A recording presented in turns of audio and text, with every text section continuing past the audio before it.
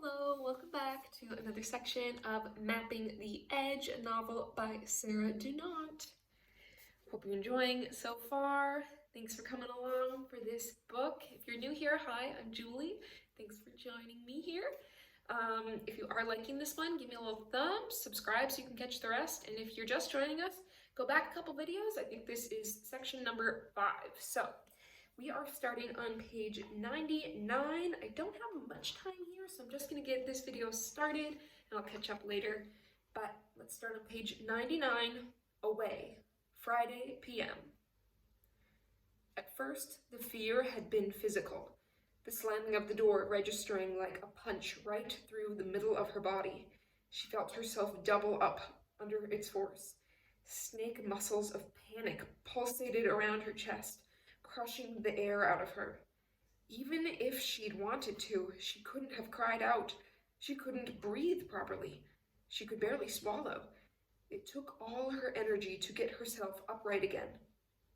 As her body recovered, so her mind started to disintegrate, flashing up instant horror scenarios, incarceration, mutilation, slow death, the stuff of 100 teen scream movies. But even as she careened toward the edge, she knew she couldn't let herself be undone by second-hand terror, knew that it was imperative that she keep her wits about her if she was going to survive. She forced herself into the bathroom and put her face under the cold tap, holding it there until the shock of the water had sluiced the panic out of her. She wasn't dead yet. She held on to that fact like a piece of wood in a tumbling sea. She wasn't dead yet. She had just had the grotesque bad luck to walk into the fantasies of some nutter who had turned marital grief into a pathology of kidnap. It wasn't her fault. So now she had 2 clean thoughts to put against the avalanche of pain.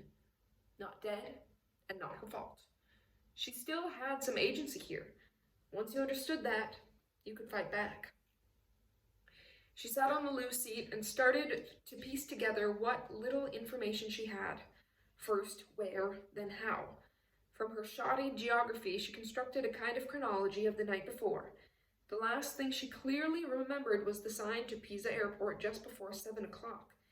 Then came the end of a sunset as someone pulled her out of a car, either to be sick or more likely because the journey was ended. At this time of year, the light finally died sometime after 9, which meant that between the Pisa Autostrada and the house there had been 2 or 3 hours driving. But in which direction? The only clue was the landscape. The window, which opened enough for ventilation but not enough for escape, gave out onto further pine forests.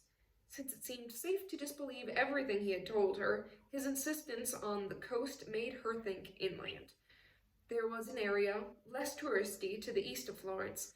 She remembered visiting it in the height of summer, but she couldn't remember what it was called. It had been high and forested, a kind of nature reserve that stretched for miles and miles, the nearest thing to a Tuscan wilderness. It had been beautiful there, the altitude and the forests sweetening the air, rejuvenating after the greenhouse heat of the city. Just as now. She remembered someone telling her that the whole region had once been virtually inaccessible, its economy as primitive as its road system, but that with transport improving, more adventurous Florentines had started developing summer houses there. By now there must be hundreds of semi-isolated dwellings where holiday populations came and went, and where another couple more or less could be easily overlooked. The act of detection gave her a sense of control, but it also increased her despair. If she managed to get out of the house, how would she get herself to an airport and out of the country without money or passport? Step by step. First, she had to negotiate the extent of his madness and how it might be mitigated or assuaged. Him. Since the panic of the door slam, she had kept him buried. Now she made herself look at him closely. She studied his face, his rigid body posture, his solicitous manner, his endless, restrained politeness. Observing him gave her a sense of distance and proportion. As madness went, his seemed rather ordinary. the weight of repression, almost mundane. How crazy could he be? She couldn't believe herself to be so out of touch that she would have got into a car with a total psychopath without registering something amiss. Maybe his was the madness of suffering rather than violence. That was something she would have to find out. It was late afternoon. The sun had dipped below the line of the window and the light was losing its glare when he came back. Again, he must have climbed the stairs silently, because the first thing she heard was the knock on the door, gentle, almost tentative, like a hotel employee checking to see if the guest was there before coming in to turn down the bed linen. She started up from the bed, her eyes racing around for something with which to defend herself, realizing too late why the room had no bedside light or ornaments, nothing, in fact, that could be used as a weapon. "You are hungry?" The voice, dimmed through the wood, seemed almost genial. "If you stand away from the door, I will bring some food in." But at the sound of him, the calm she had so carefully cultivated deserted her. She had a sudden longing to rush at the door, beat her fists against it, and scream abuse at him like some mad wife in the attic. At the same time, she knew that fury would do her no good. It was imperative that she didn't lose her sense of self, whatever that meant. "If not fire, then ice." "I refuse to eat anything unless you let me out of here," she said, impressed by the cold stone in her voice. "Do you understand?" His answer was silence, a long, flat expanse of it, and then slowly, his steps moving away down the corridor. Thrown by his retreat, Anna tried to pretend that she wasn't. "See," she thought to herself, "our first encounter and I'm still alive. He can't intimidate me. What next? He wouldn't starve her to death, surely. There'd be no point in that." She would just have to wait till he came again. "Then I'll be ready for you," she thought fiercely. "I know I will." Since Lily's birth, Anna had grown used to accepting limitations, things she could no longer do, places she could no longer go, levels of success she no longer had the time or tunnel vision to reach. In many ways, it had not been such a loss. She had already begun to feel somewhat dissatisfied with her life, as if the inexorable march of feminism demanded that she always be better or braver than she actually was, not allowing her to rest or take pleasure from what had been achieved. Lily's arrival had changed all that. The very fact of her daughter's existence was such a miracle that it seemed to release Anna from any further need to rule the world. She was almost relieved to feel the compulsion gone, the wildness tamed. Now she felt she wouldn't have to try so hard anymore, and that had been true. But nothing lasts forever, and over the last year or so she had slowly come to realize that something inside her was shifting again. Lily would be 7 next birthday. Next year she would be in junior school. She already knew how to read, and some nights chose to do it alone, rather than watching a story. She had friends she visited for the night, a few chosen little girls who giggled and closed the door when you came too close to their games. Of course, when things went wrong, illness or accidents, tears or disappointments, she was still a child, but there was no mistaking the gradual metamorphosis that was taking place underneath. Recently, Anna had begun to contemplate a time when Lily would no longer be small. With it had come a shadowy sense of unease as to who she would be without her daughter's dependency to define her. The world had not stayed still either. Friends and colleagues had moved on. Paul had Michael, and Stella, well, even Stella had Renee now. Anna didn't want a man. At least, she didn't think she did. But she didn't know if that meant she wanted to be alone forever. She tried work again, started offering features and chasing ideas rather than just taking on what was given. It didn't work. The story was just that, absorbing enough while she told it, but soon gone. Quietly, she began to realize that she wasn't satisfied. Thus, when she had opened the paper that Saturday and her eye had fallen on the half-page ad for last-minute cheap flights to Europe, she had picked up the phone before she had even thought about it. 3 days away, on the spur of the moment, what on earth had she been hoping for? A shot of memory, some time alone and adventure? Well, She had got them all now, and more. The question was, how would she get out of it?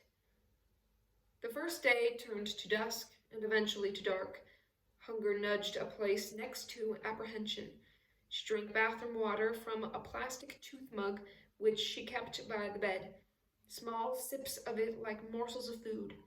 He didn't return. Though she was exhausted by an excess of emotion and the remains of last night's drug, she forced herself to stay awake into the night. His unpredictability undermined her. At the same time as she accepted that he might indeed be taking her at her word and leaving her to starve, she became equally terrified of what would happen if he came back when she was asleep. She got up and pushed the armchair across the room until its back was wedged under the door handle. It wouldn't stop him, but it would give her time. Not till I'm ready, she thought, though she had no idea when that might be. Page 104, Away, Saturday a.m. The church, the third they had visited that morning, and the hardest to find, was tucked away behind half a dozen houses at the end of the village. The exterior was austere, its simple stone facade dating from a time when Christianity was still young enough to be modest. It had been locked when they arrived in the late morning, but the sign by the door told of a custodian who lived at the nearby house and could be summoned at any time. He's probably taking an early siesta. Should we wake him? She glanced at him. I didn't think you could read Italian. He shrugged. Only a few words, nothing that I would risk out loud, he said. You can do the talking. When they finally roused him, the custodian appeared almost as ancient as the church itself, back bent like a Gothic arch and eyes as milky as old glass. His mind was active enough, though, and once inside the building it was clear he knew his history.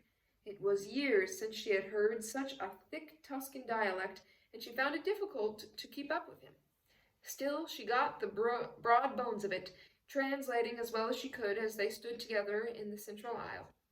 He says this is one of a series of churches that were built in the 11th and 12th centuries as part of the Pilgrim's Way, but that there have been people living in this area since the Romans. The men who worked on these churches were all local, the craftsmen as well. They still had pagan imaginations by the looks of it. Check out those figures on the pulpit. The stone relief was crude, but gripping.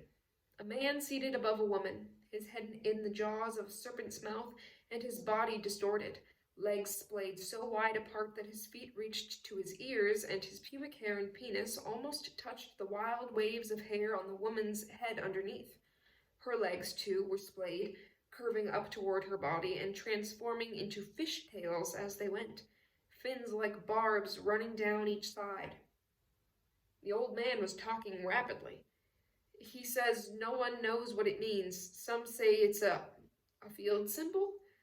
I think that means fertility.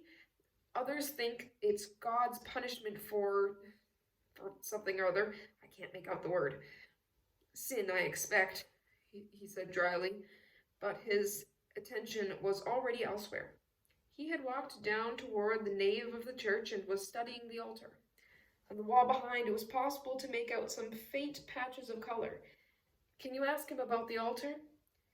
But the old man had already spotted him and had shuffled off to join him at the rail, gesticulating and nodding. He says there was some question of a fresco on the back wall. So last year they took everything down, and that is what they found. The tabernacle's pretty good too. Tabernacle? The marble box at the back of the altar is where they keep the host. It's got a rather classy piece on the door, painted straight onto the wood, do you see? Pietà? The Virgin and the dead Christ. Si, la pietà. The old man nodded quickly and launched into another river of words. She struggled to keep up. He says, or at least I think he says, that when they took the altar down, someone thought the tabernacle painting, was maybe important. Bottino, some name like that.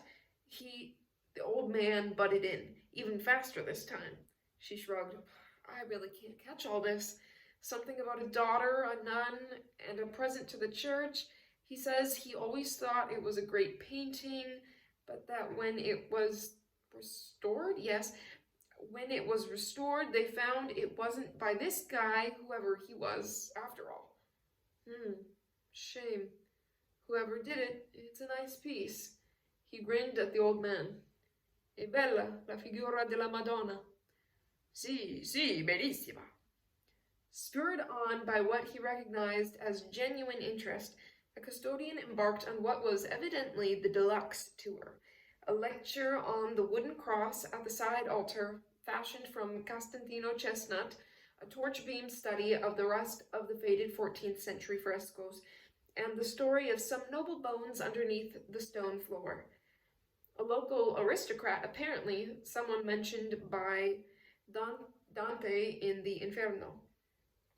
He ended standing on the gravestone, declaiming what sounded like the relevant part of the original poem. It was, he explained after he had locked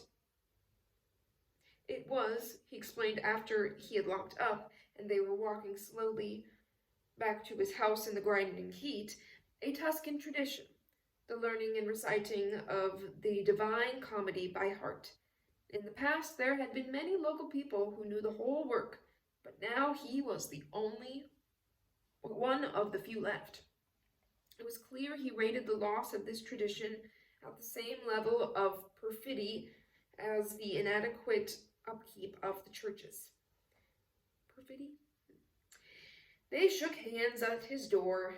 He held hers only a little too long. It was the way you talked Italian. They laughed about it on their way back to the car. It was so sexy. Oh, sure. And you, meanwhile, are a fraud. You didn't need me at all. You understood most of what he said perfectly. Not really. I just happened to know the word for sin. Anyway, if it had been me doing the translating, we wouldn't have got him out of his house. He slipped an arm round her waist. You should have seen his face. When he was talking to you, his eyes shone as brightly as when he was reciting his beloved poet. No, she laughed, not quite as bright as that. He had parked cleverly in the lee of a large chestnut tree, its full leaf like a gigantic parasol. They took out the map and spread it over the shaded bonnet, plotting the remainder of the day's route. Half of her stood next to him, checking roads and the contours, while the other half flirted with the idea of his hands upon her body again. She studied his face, the way his jawbone tightened and shifted as he concentrated. Was it about sex? She thought. What switch does it throw in your head as well as in your body?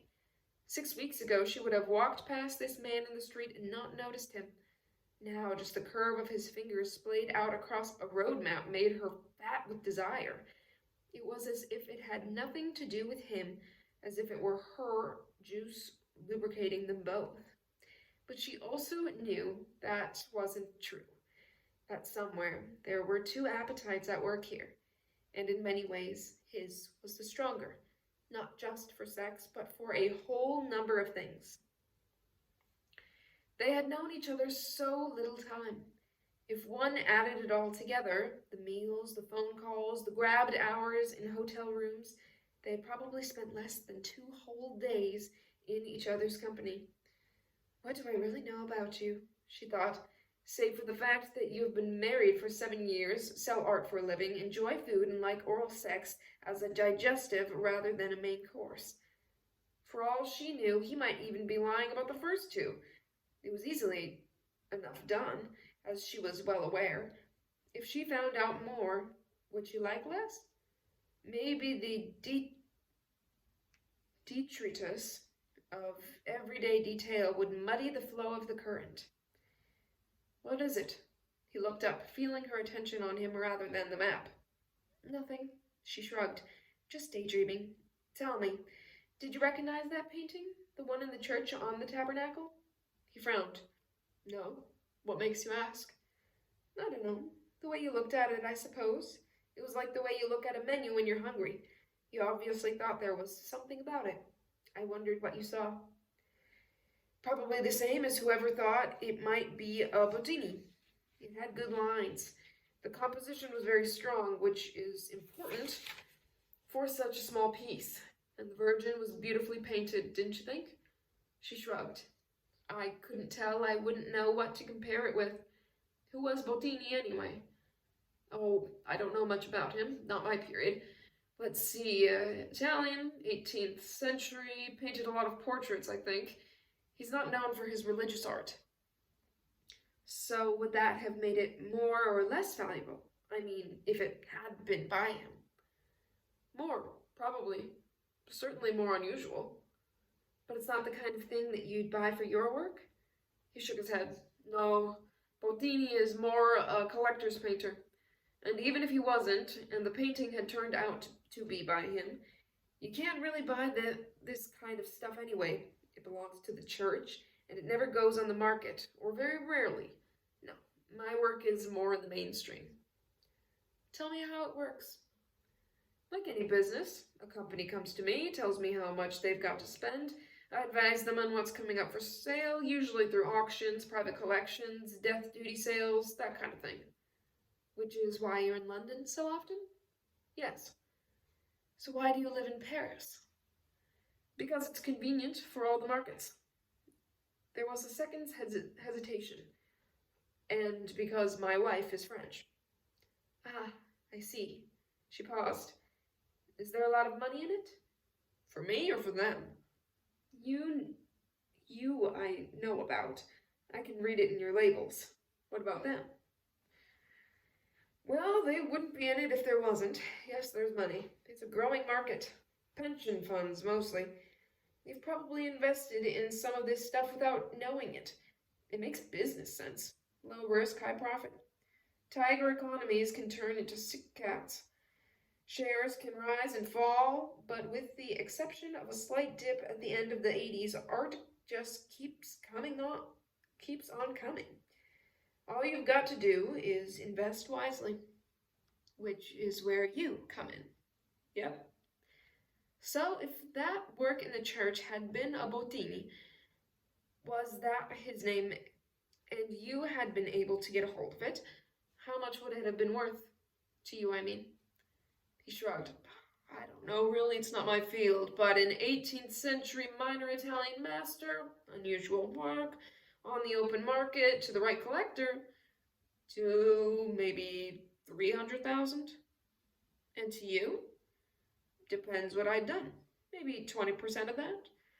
Though price is also about who's buying and how badly they want it.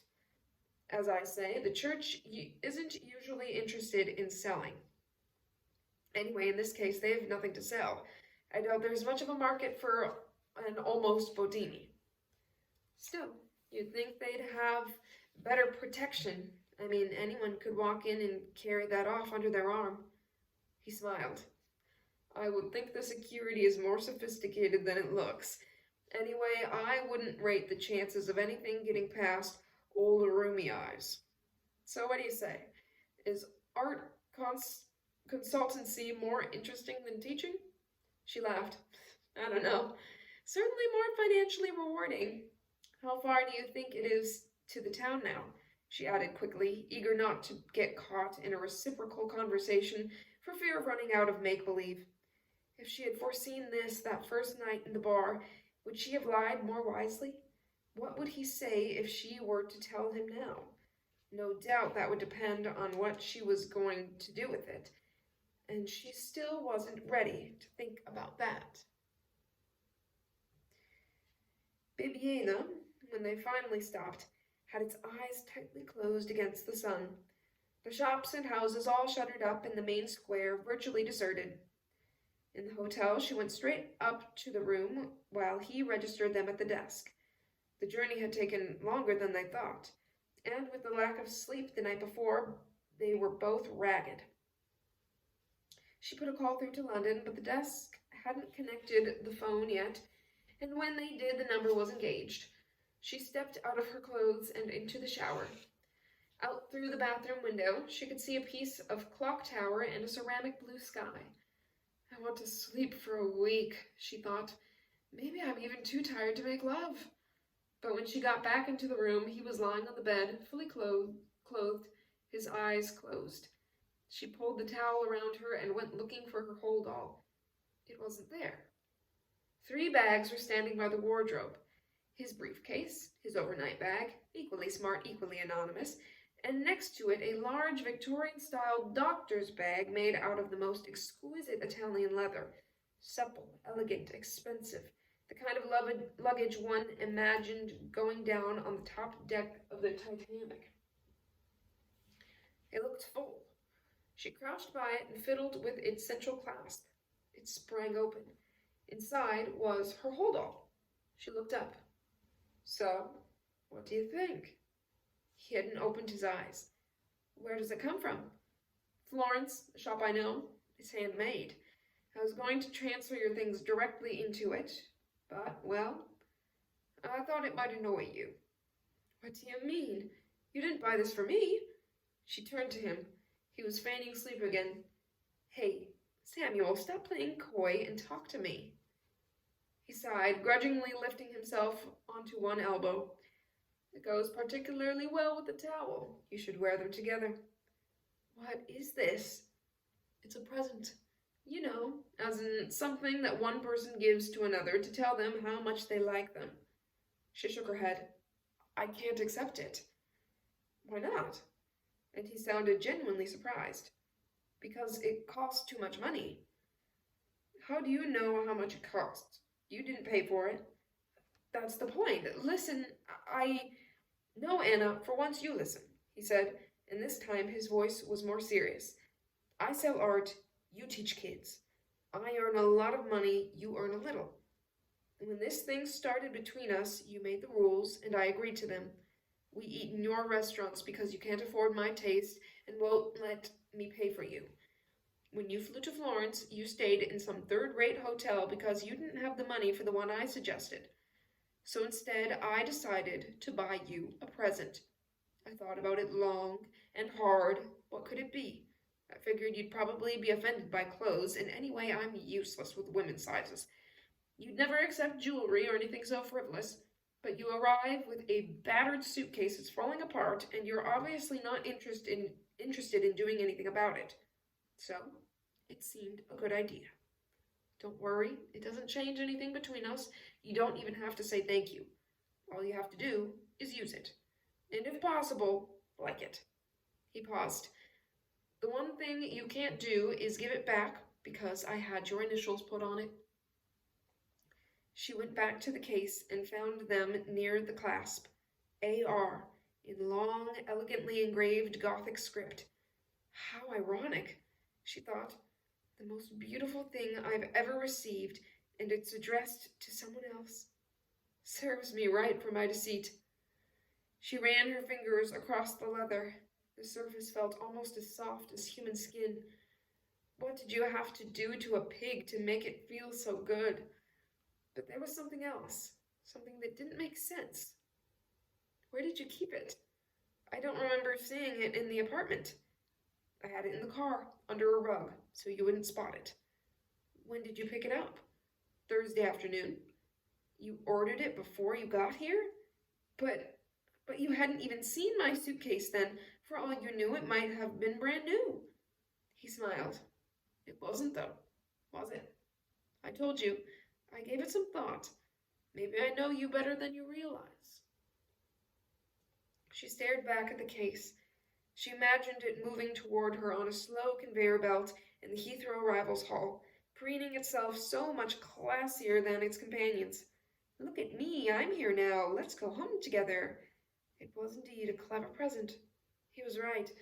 Not only would she never have bought it for herself, but it meant that whatever happened between them, he would continue to travel with her, to be with her on planes and in hotel bathrooms all over the world, regardless of who else she might be sharing them with. She played further with the image of the carousel, this time with a half a dozen identical cases juddering their elegant way along the long bend and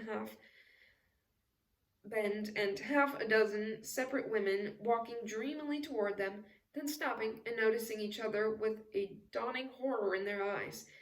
The cynicism behind the image shocked her. That wasn't really what she thought of him, was it? Maybe she was just not used to being given presents, or not such expensive ones. Different styles. She decided to give in gracefully. Well, it's beautiful. Thank you. I don't know what to say. I told you, you don't need to say anything. I'm just glad you like it. She got up to come over to him, and as she did, so misjudged the distance between her and the open wardrobe. The crack to the side of her forehead was hard enough for them both to hear it. Jesus, you all right? He said, clambering off the bed to get her. Oh, God! She blinked back the tears, more of shock than of pain. Yeah, fine. Well, almost fine. He held her head gently in his two hands and ran a light finger over the reddening skin on the eyebrow ridge of her right eye. Nasty crack. You're going to have a black eye. We'd better be careful with the hotel staff. People are going to think I beat you. She smiled. And do you? What? Beat women. He grinned. Only if they ask me to. Do you want me to go get some ice? She shook her head. I'm fine, really. Well, you better come and lie down just for a bit. And he took her to the bed, and the towel fell off her.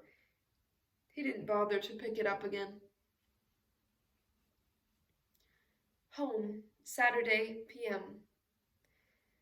I went back to the first magazine and noted down the advertisement numbers carefully. On the front page of the section, there were instructions as to how to use the service. I dialed the number. It connected immediately. A woman's voice, disjointed as if she had some developing neurological disease, welcomed me to the main menu and gave me instructions as to which button to pick for which service. I chose men. The voice came back again. Thank you. Enter the number of the advertisement you wish to listen to. I punched in the details of sordid, straight, looking for a woman to walk on the wild side. Message line, ML457911, the woman said. Her vocal disability further advanced as each number was plucked out from the computer bank.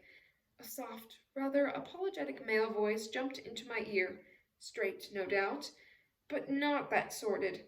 I tried to imagine Anna sitting in my place, listening. Hello, it's hard to know what to say, really. Right, well, my name is Frank. I'm 42 years old, divorced, with one child, whom I see at weekends and I'm very attached to. I work in business and I'm an export manager for an overseas company, so I spend a fair amount of time away from home. I'm fit, active, gym, swimming, that kind of thing. I like all the usual things, music, football, cinema, and I'm learning to scuba dive. I want to go to the Red Sea in the autumn. I keep myself very busy and I like my work, but I want to be able to make time for a different kind of life. I suppose the woman I'm looking for would be attractive.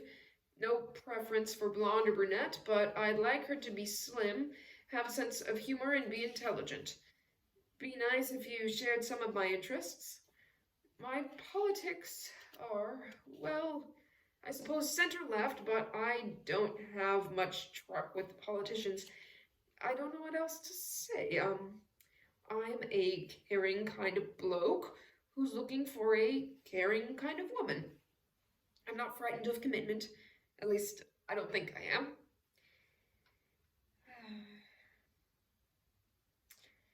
Anyway, I want to meet you if you think you fit the bill. So please leave me a message and I'll call you back. And if you don't want to leave a message, then good luck with your search anyway. Thanks for calling. The metallic lady cut back in, asking if I would like to hear the message again, or leave a reply, or hear another selection of messages. I scrabbled for another number. The professional looking for GSOH. GSOH. The voice was gruffer, tougher, but still in need. Hi, I'm Graham. I'm 39 years old, I work in the city. I've never been married, I own my own house, and I have a wide circle of friends. I'm 5'9", weigh 160 pounds, and belong to a gym. I like football, music, all kinds. Particular fondness for country and western. And traveling. I've just come back from a safari in Tanzania. The woman I would like to meet will be 30 to 40, small, curvy, and blonde with a love of life, an optimistic disposition, and a good sense of humor. Does that sound like you? If so, leave your message and I'll call you back. I could almost hear the crinkle of paper as he folded away the script. GSOH equals good sense of humor. WLTM equals would like to meet. The codes weren't exactly taxing. I wondered what Graham would be doing this Saturday morning, in bed with a curvaceous blonde optimist, or bent double over the latest guide to see if any of the new women's ads might fit the bill. I pushed another number. The ER watcher turned out not to have left a message, but you could still record one for him. Why would you do that? Talk to someone who hadn't talked to you. But then why would you pick up the phone in the first place? Because you wanted something that life couldn't give. Was that really what Anna was feeling? I dialed another number, then another. There was a muddy compulsion to the whole process, like eavesdropping on someone's therapy session. I'm afraid to say I'm looking for a long-term relationship that I feel ready for that now. I'm looking for a woman who isn't too judgmental and who would be willing to take risks. Did that mean sexual risks? Surely not. Sex was one thing that nobody mentioned. The more I heard, the more cruel it made me feel. Frank was too apologetic, Graham too pushy, Dan too boring, Ron too earnest. The list went on. Why would Anna be interested in any of them? I picked up one of her photos. Was this the next stage? You rang someone up, exchanged pictures, then met under the clock at Waterloo Station? My eye was drawn to a small box on the page with a set of warning instructions under the heading Safety First. It told you to meet in public places, not give your home address to anyone until you were sure, to trust your instincts, and to let your family or friends know when you were meeting someone for the first time. I rolled back the voices in my head. One might use a lot of adjectives to describe them, but dangerous wouldn't be on the list. What marked them out was how ordinary they sounded. Nervous, casual, sometimes embarrassed, as if they wouldn't need to be doing this if life had treated them a little better. Sad even, but hardly psychotic. Though no doubt any psychopath would at least make an attempt to disguise it. Nevertheless, Anna had picked out their names in black pen. She'd listened to their stories, and if she had met any of them, then she certainly didn't seem to have taken the last piece of advice. But did this have anything to do with her absence? I didn't have a clue. On the desk in front of me, the phone rang. It nearly plucked my heart out of my chest. Anna, I said out loud, at last, what's been keeping you? Then I picked up the receiver. In the background, there was a wall of noise, people and music. I shouted, "Hello," a couple of times. Then a small, high voice came through against the chatter. "Mom? Oh, hi, Lily. It's not Mom, it's Stella. How was swimming?" "Fine. Is Mom there?" "No, she's not back yet, darling." "Oh." She hesitated. "What are you doing?" I said to cover up the gap. There's a fair on the green. We drove past it. Paul says we can go." She stopped again. Someone was saying something in the background. "Do you want to come too?" "I'd love to, but listen, why don't you let me have a word with him? Is he there?" I said as the phone started to beep frantically, then went dead. It rang again less than 30 seconds later. "No news," I said before he asked. "What happened to your mobile? Lily drop it in the bath again?" "How do you know about that?" "How did I know?" Anna must have told me. Or how did you know about that? How did I know? Anna must have told me. The warp and weave of life recounted through another Friday night phone call. Where had she been for the last one? No, I lost it yesterday on the tube. Bloody annoying. It's the second one I've had nicked within 3 months. In Amsterdam, they replaced them within the hour. I know, but they also speak Dutch. Listen, our chicken burgerator is a little wobbly here. Tears or temper? A bit of both. About Anna? Maybe, though right at the moment it's about how many rides she can go on at the fair. Bribery. If it's good enough for the real parents, it's good enough for the surrogates. Given, I said, it's not a battle worth fighting. Where do I fit in? I thought she might appreciate a woman's touch for a while. Do you want to jump in a cab and join us? What if she comes back or rings while we're out? Leave a note and switch on the answering machine. It'll only be a couple of hours at most. As I put the phone down, it struck me that Anna would surely have had Paul's mobile number in case of emergencies. What if, for some reason, she couldn't get through on the others and had called him and left a message? The line would be cancelled now, and life doesn't throw up many thieves with hearts big enough to reroute stolen messages. I had a sudden image of Anna in the middle of a sun-soaked Tuscan landscape with a man from the small ads, someone looking for love and growing violent when he couldn't find it. There was no way of knowing. That was what hurt the most.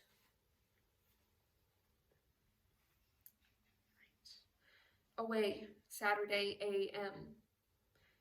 She found the key to the wardrobe in the afternoon, in the place where she was always meant to find it, where he must have put it that first night when she was unconscious, buried at the bottom of her handbag. It was inevitable she would go back and look there, not with the same panic she'd felt when she first searched for passports or tickets, but in a calmer, more methodical way, on the lookout for anything that might help her to get out of there, anything that he might possibly have overlooked. The wardrobe was the only lock it could fit, and as she opened the door and saw all hanging in front of her, a life spread out along a line of hangers. She understood more clearly what was being asked of her, and why it had been necessary to take away her clothes as well as her liberty. At least it gave her something to fight with. It had been a bad morning. She had woken early with the sun, plucked out of an intense, enclosing dream of Lily, the two of them sitting in a bath full of bubbles, Lily ducking her head under the water, then coming up for air with a halo of foam and blinking eyes. Everything about it had been real. She could see the chipped soap dish in the shape of a frog behind her daughter's head. She could feel the warmth of the water around them, and could hear Lily's giggles before she plunged under again. It was happening. They were actually there. She had come home. She could taste relief like a flood of flavor in her mouth, a kind of salivating. When she woke into the still-locked room, shafts of dappled sunlight playing across the floor and her stomach growling for food, the cheap trick of the dream sent a shockwave through her, the courage of the night before lost in the wave of despair. Lily. She had curled up on herself in the bed, trying to contain the pain of the disappointment. Lily. She heard herself groan quietly. Oh, Lily, what would happen to her now? Don't think about this, she told herself urgently. There is nothing you can do, and the horror of it will make you mad and hopeless. But once started, it was impossible to stop. She could feel the mental whirling take over, yanking her mind out of her control, constructing pictures, spinning bleak facts into bleaker fantasy, colder than fear, so cold and clear that you couldn't believe it was real. 2 nights gone, and her missing would have brought the gathering of the clans. She saw Paul and Estella standing together outside the school gates waiting for Lily to come out. She watched her daughter's face, solemn and questioning, her right hand flicking her hair behind her ears as she always did when she wasn't sure of something. as she asked where Mummy was. Once again, they would deflect the question, making light of her absence, blaming flights and work, then take her back home to dinner, TV, or the park. In the days to come, while the police followed a trail that disappeared into thin air in a foreign city, they would continue the pretense. In this scenario, she was already dead, her body buried somewhere in a garden wilderness, her suitcase and belongings all ashes on the wind, though of course they wouldn't know that yet. They would give her friends to play with and videos to watch, filling up the time so that there would be no space for worry. Lily would not be fooled. She would go on as usual for the first couple of days, a little distant, but amiable, obedient, going to bed without fuss, curling up on herself and pulling the bedclothes close around her. But soon enough, it would start to break through. She would wake in the night, getting up and going to sit on the top landing, arms around her knees, peering out into the darkness, as she did when something was worrying her. Would Estella know she was there? Would she be awakened by the difference in the night silence? Detect her presence on the stairs? And when she did, what horrors would they unlock together, sitting in the darkness where lies burn as bright as fireflies? It would be on such a night that Lily would ask the question that could not be deflected, or more likely would say something which proved that she had known all along, and only then would Estella really understand how all of their lives had been changed forever.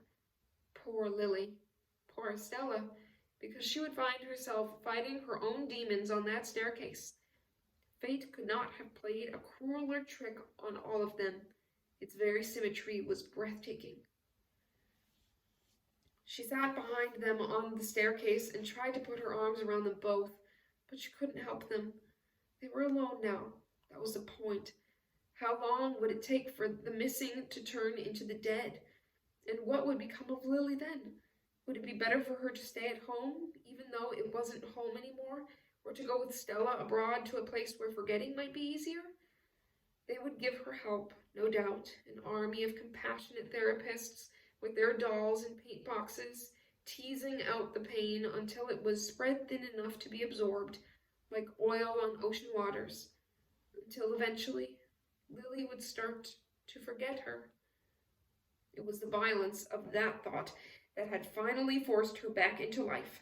Lily would not forget her, because she was not dead yet. She was not dead yet. She used the old mantra to get herself moving. When she checked the room, she found the chair was as she had left it, but that next to it on the floor lay a folded piece of paper, ripped no doubt from the same exercise book as before. On it were written just 2 words: dinner tonight. She flicked through the wardrobe. The woman who had worn these clothes would have been taller than she, but otherwise there were clear similarities. Their build was similar, as were their hair and their complexion. Of course, they didn't really look alike, or at least not from what she could remember of the photographs, but that would depend on what you were wanting to see. She remembered the way she had caught him staring at her that morning in the shop, as if he already knew her. Of course, they had seen each other before. He must have been following her. What did he do? Roam the city in search of lookalikes? Is that how he had known she took sugar in her coffee? She had sat in enough cafes over the last 3 days. He could have been in any one of them with her. Was it just lookalikes or talkalikes that he needed? It occurred to her that this wife of his might also have been English. Despite the occasional mistake, his grasp of the language was confident and colloquial. Chances were that he had learned it from a native speaker, and someone with whom he had had a lot of practice. She had died a year ago, he had said. Was it seasonal then? This pilgrimage for the dead? Did that make her the first? How much worse would it be if she wasn't? Whatever it was, she would cope. If she was going to get herself home to Lily, she would have to. At least At least now she had something to negotiate with. She felt almost excited. It would be important, however, not to show it. When he came back for her, he too had changed for dinner. She could hear bright shoes chipping their way along the flagstone corridor, her ears acute now to the smallest breaking of the silence. The lock disconnected, and the door opened a fraction until it met with the obstruction. She had already moved the chair enough so that with a little effort he could get in. He pushed harder, and the door shifted. Another push would do it. She stood up to meet him. The sight of her seemed to poleaxe him. He couldn't take his eyes off her, or rather the dress on her. It wasn't her style, its elegance too traditional, too devoid of any wit, but the color suited. The deep red silk, standing out against black hair and pale, almost ghostly skin. Striking, as she remembered from one of the photographs, as he remembered too. He stood staring at her, eyes shining, no game playing now, no pretenses of politeness to get in the way. What do you want? She thought. A wife? A substitute? Dream on. Where the hell have you been? And her voice was huge, fear turning to aggression like winter breath into smoke. I've been starving in here. He appeared to be taken aback, as if this was not what he expected from the woman wearing the dress. I brought food to you this morning. I couldn't get in. He gestured to the chair. Bullshit, she thought. If you had tried to move the door, I would have heard you. Bullshit, she said, standing her ground. He took a step toward her. Stay where you are. He stopped immediately. She caught a whiff of a smell about him, strong, chemical almost, familiar and weird at the same time. What was it? I already told you, he said quietly. You don't need to be frightened of me. What do you want from me? Why, what do you want? And this time she sounded almost out of control. He frowned, as if her outburst were somehow irrational as well as unhelpful to their unfolding relationship. I told you already. I want you to be my guest. Your guest? What does that mean? He hesitated. It means you stay here with me for a few days. A few days? Yes. How many days? 3. 3 days? Till Tuesday? Yes. And then? And then you can go home. On Tuesday you let me go. Yes, I let you go. Just like that. He nodded. And what happens here? He frowned again, as if he didn't entirely understand the question. What happens? You spend time with me. There was a pause. Spend time with you? That's it? Nothing more? Nothing more. I won't sleep with you, you know that?